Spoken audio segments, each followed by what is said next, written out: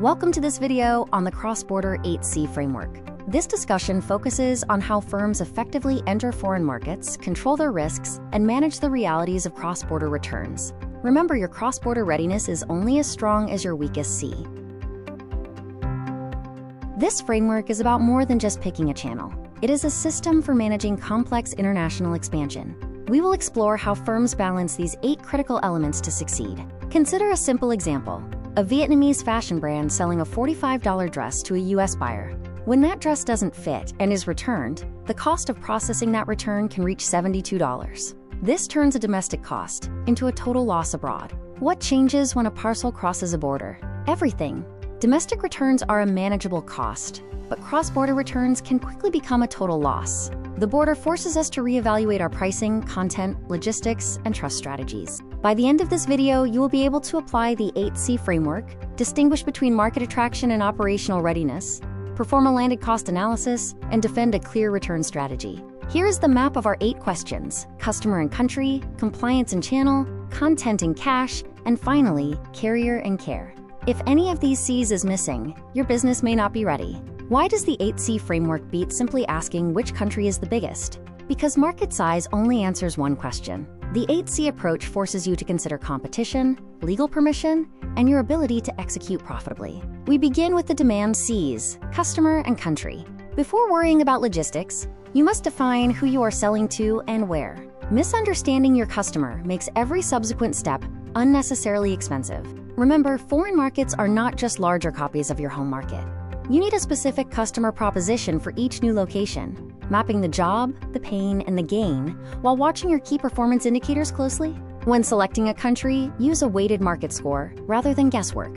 Evaluate demand, fit, competition, and logistics. Remember, the highest demand doesn't always equal the best first market. Sometimes, a smaller market offers safer operational learning. Here is a comparison of 2 potential markets, the USA and Singapore. While the USA offers high potential, it also brings fierce competition and complexity.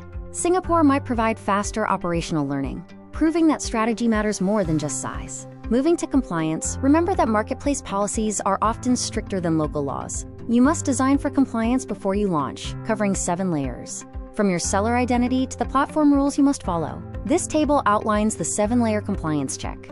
Each layer, from seller and product to data and transactions, is critical. A failure in any one of these areas can lead to your listing being removed overnight. Finally, we consider the channel. Whether you choose a global marketplace, direct-to-consumer, or a hybrid model, each path has trade-offs. Marketplaces offer reach but cost control, while D2C offers control at a higher acquisition cost. This chart summarizes the advantages and risks of each entry route. Before signing any contract, look closely at the risk column. Marketplace traffic is rented, while customer data is owned. Always price that difference accordingly. Now we move to the next phase of the framework: offer, money, and delivery. Content, cash, and carrier decisions determine if an international sale is a profit or a costly lesson in logistics. Localization is not just translation. It means adapting your product name, packaging, size, and imagery to bridge the expectation gap. Poor localization is not just a marketing failure. It is an upstream logistics cost that drives unnecessary returns. When a customer pays $100, what do you actually keep?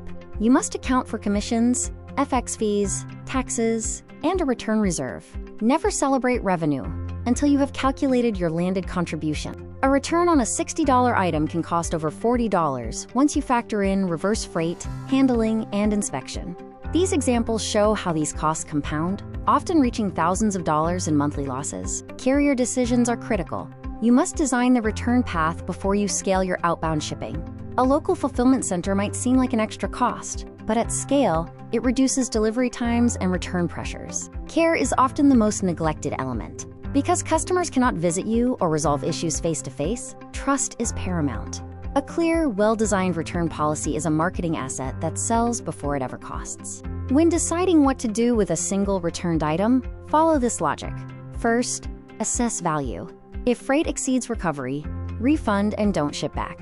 If volume allows, consolidate locally. Finally, always investigate why the return occurred. There are 4 primary return options in cross-border trade. However, only the 4th option genuinely reduces total system costs. Avoid options that simply shift the financial burden elsewhere. without improving the underlying efficiency. You can turn returns into a learning system. Prioritize preventing returns at the source, segment by product value, and manage them by the specific reason for the return. Treat return data as essential customer intelligence. To summarize, remember these 5 keys. Commerce is a system. Readiness must be balanced. Localization is a cost saver. Judge by landed contribution. And finally, focus on reducing returns at the source. The core question remains, can you fail well and still profit? Don't just ask if you can sell overseas.